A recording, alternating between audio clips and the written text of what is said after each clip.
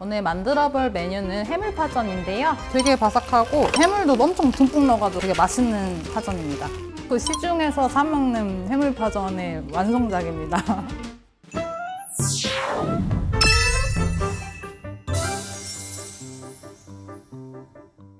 네, 안녕하세요. 저번 외식산업 개발한 한지민 대리입니다.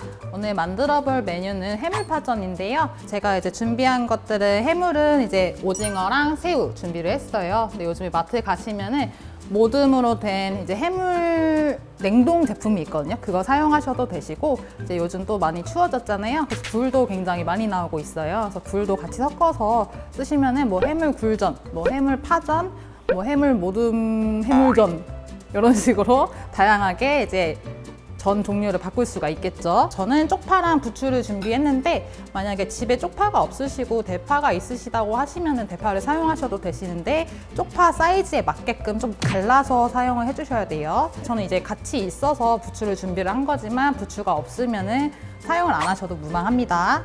파전이 조금 느끼하다 보니까 느끼한 부분을 잡아주기 위해서 조금 이제 청양고추도 같이 준비를 했는데요. 앞에 보시면 홍고추도 같이 있어요. 이거는 이제 색감을 주기 위한 거라서 당근이나 홍고추는 굳이 넣으시지 않아도 됩니다. 야채부터 손질을 한번 해볼게요. 쪽파 같은 경우는 이제 다듬어서 나오는 쪽파도 있는데 이제 집에서 다듬게 되시면은 끝에 부분은 이제 뿌리 쪽은 다 칼질을 해주셔야 되고요. 이렇게 씻어도 끝에 부분은 조금 흙이 잘 안 떨어지는 경우가 있어요. 이럴 때는 끝에 부분을 살짝 날려주세요.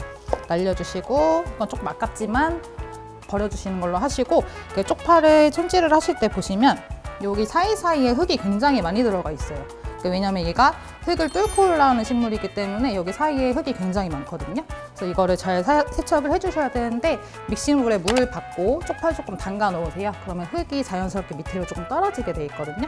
그렇고 나서 이제 흐르는 물에 사이사이 이렇게 꼼꼼히 씻어주세요. 그러면 이제 빠르고 쉽게 손질을 할 수 있습니다. 그래서 쪽파 같은 경우는 이제 4cm 정도로 썰어주시면 됩니다.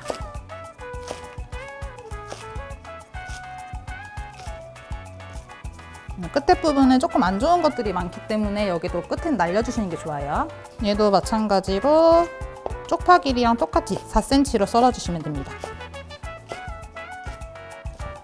그리고 이제 당근을 썰어줄 건데요. 이거는 색감을 넣기 위한 거라서 조금 뭐 양이 중요치는 않고 예쁜 색깔이 날 수 있게 적당량만 넣어주세요.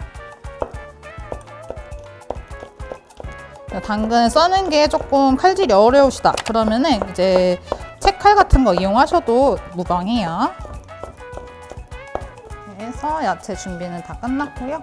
이제 색감이 조금 어우러질 수 있게 이렇게 한번 섞어주세요. 섞어서 이제 이 정도의 색감이 나올 수 있게 준비를 해주면 됩니다. 그 다음으로 전 반죽을 한번 해볼 건데 보통 밖에서 사 드시는 경우에 보시면은 후라이팬에 먼저 쪽파를 조금 이렇게 올려서 익힌 다음에 그다음에 반죽물을 붓고 그 위에다 계란을 까서 이렇게 붙이는 형태로 많이 파시는데 이제 집에서 그렇게 하시게 되면은 조금 스킬이 어려우신 분들도 있을 거예요. 근데 저는 이거를 조금 손쉽게 방법을 조금 바꿨거든요. 저만의 방법으로. 그래서 물에다가 이제 계란 3개를 먼저 풀어줄게요.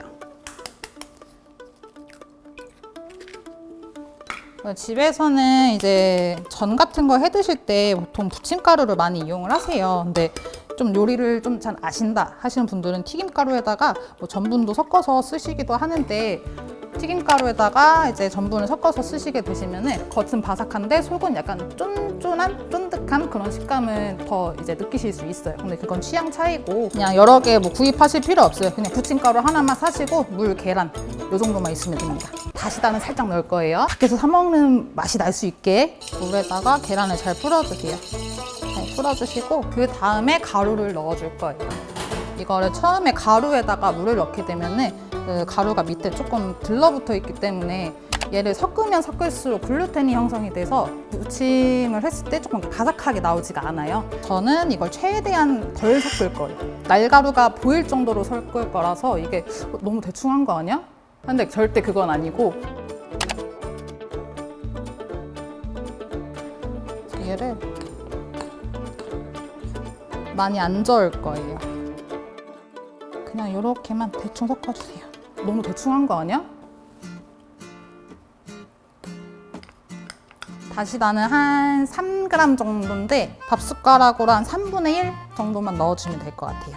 이거 필수사항은 아니고 약간 밖에서 사 먹는 맛을 느끼고 싶다 하시면 다시다 약간 넣는 거 추천드립니다. 비주얼이 이렇게 좋진 않지만 이렇게 해서 먹는 게 제일 맛있더라고요. 전반죽이랑 야채까지 다 준비가 됐고 그 다음에 이제 고명을 같이 또 썰어 볼게요. 어슷 쓰셔도 되고 그냥 쫑쫑쫑 썰어도 되고 아니면은 매운 거 진짜 좋아하신다 하면 그냥 반 갈라서 툭 넣고 해도 상관은 없어요. 근데 저는 어슷으로 하겠습니다. 지금 같은 경우는 한 2장에서 3장 정도 나올 사이즈인데 그러면 이걸 미리 다 섞어 놓으시면 얘가 다 약간 숨이 많이 죽거든요. 그래서 한 장 정도 부칠 양만 그때그때 하시는 게 제일 좋아요. 그래서 1인분 양은 한 줌에서 한 줌 반 정도?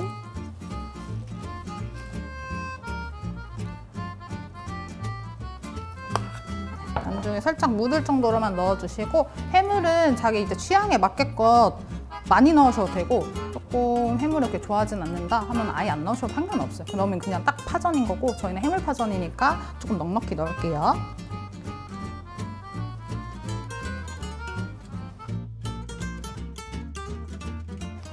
그리고 여기다가 바로 그냥 고명 넣을게요.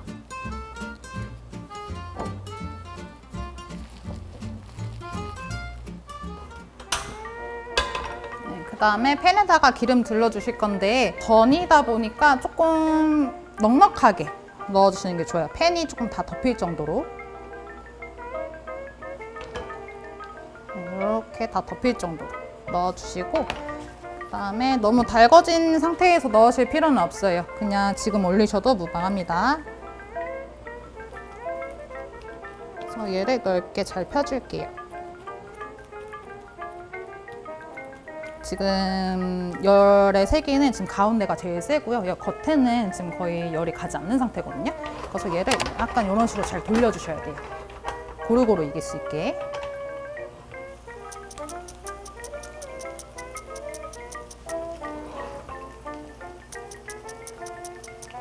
이제 저는 지금 버너를 사용했는데 가정에서 사용하실 때는 너무 센 불에 하게 되면 밑에가 그냥 타버려요. 그래서 약간 중약불로 노릇노릇하게 익을 수 있게 불 조절 잘 해주셔야 돼요.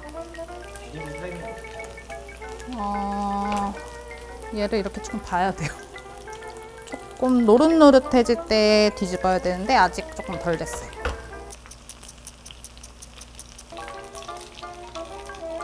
파전 뒤집으실 때 조금 이제 무서워하시는 경우도 많아요. 너무 무섭다 하면은 기름을 조금 따라내버리고 이런 접시 같은 거 엎어서 이렇게 하셔도 되는데 오늘은 제가 한번 잘 뒤집어 볼게요. 그래서 뒤집는 방법도 그냥 스냅을 이용하셔도 되는데 그것도 조금 무섭다 하시는 분은 뒤지개를 여기 앞쪽으로 조금 위치해 주세요. 앞쪽으로 위치해 주시고 얘를 넘겨줄 거예요. 근데 넘겨줄 때 손목 스냅도 같이 넘겨서. 근데 핸드 내가 못하면 어떡하지? 이렇게 해서 이런 식으로 해서 뒤집어 줄 거예요. 보시면은 지금 되게 바삭하거든요? 되게 바삭하고 지금 해물도 엄청 듬뿍 넣어가지고 되게 맛있는 파전입니다. 얘도 마찬가지로 뒤집고 나서 약간 이렇게 돌려주세요. 열이 골고루 갈 수 있게. 이미 밑부분이 조금 많이 익은 상태라서 위에는 색깔만 내주시고 빼주시면 돼요. 밑에도 색깔이 많이 나온 상태라서 지금 불 꺼줄게요. 불을 꺼주고 이제 접시에 담아주시기만 하면 되세요. 접시에다 이렇게 바로 담아주시고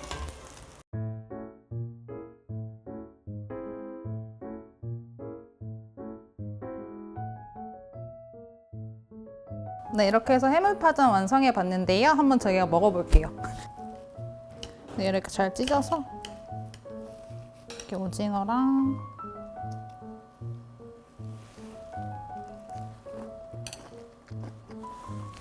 딱 그 시중에서 사 먹는 해물파전의 완성작입니다. 네, 오늘 이렇게 맛있는 해물파전 만들어 봤는데요. 비 오는 날에 막걸리랑 함께 드시면 더 맛있게 드실 수 있을 것 같습니다. 오늘 수업은 여기서 마무리하도록 하겠습니다. 감사합니다.